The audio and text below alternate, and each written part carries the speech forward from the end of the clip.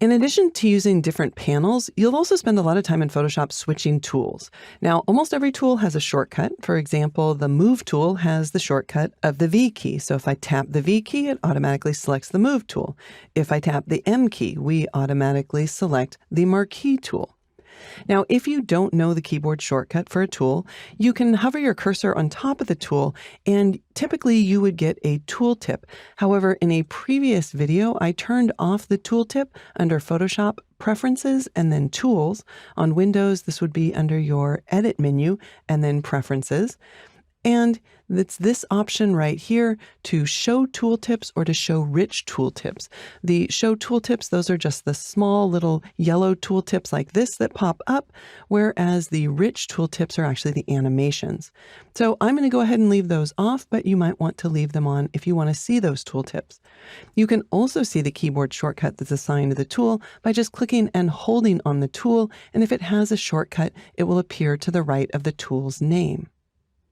Tools that have this little triangle right here tell me that there are tools that are nested underneath them. When you click and hold, those tools will fly out, and it's interesting to notice that, for example, all of the different lasso tools all have the same keyboard shortcut, L. So if I tap the L key, I will get whatever lasso tool is selected.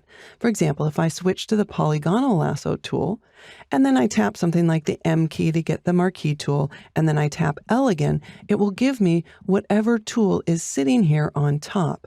So how would I get to the other tools? Well, I need to hold down the Shift key and tap the L key in order to cycle through all of the tools that have the same keyboard shortcut. Now, if you don't like that and you would prefer just to tap the L and have it cycle through without the Shift key, again, we have a preference for that. You can go to Photoshop and then Preferences and Tools, and then you can disable the Use Shift key for tool switch. But I prefer to keep that on, so I'll leave it on for now. Now, if you don't like the default order of the tools, or if you want to hide some of the tools that you don't often use, or maybe show some of the tools that are nested, we can customize the toolbar. We can do that one of two ways. We can go to Edit, and then scroll down and select Toolbar, or from the toolbar itself, there's an ellipse icon, these three dots. You can click on that and then choose to edit the toolbar. So here we can rearrange the toolbar. So I could put the rectangular marquee tool underneath the elliptical marquee tool. I can hide tools by dragging them over here into the extra tool area.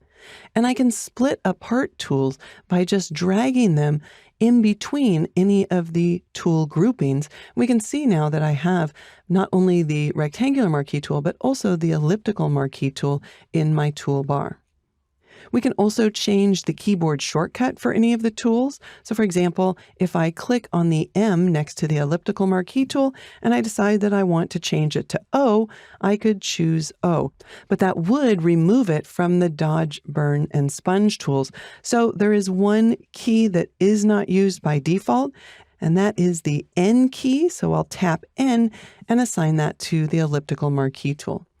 Now, once you've gone through and you've set all of this up, you might want to save this as a preset by just clicking Save Preset, and then giving it a name, and saving it in the default location, click Save.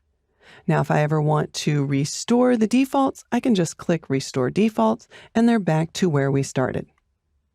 If I want to load those presets that we just created, I'll simply click Load Presets, and we can see that they're right there. All right, I'll cancel that, and then click Done. And two additional tool shortcuts here. First of all, your tools are normally in just a single column, but if you wanted to put them into a double column because maybe you want to show a lot more tools than are shown by default, click on the two carets there up at the top, and now we've got the two rows. We can just click it again in order to go back to single column. And if I ever want to reposition the toolbar, I can just click on the grabber handle, and I can either float it here, or I could bring it over to my other panels and I could dock it. For now, I'll go ahead and drag it back and then dock it when I see that vertical cyan line to the left-hand side of the monitor.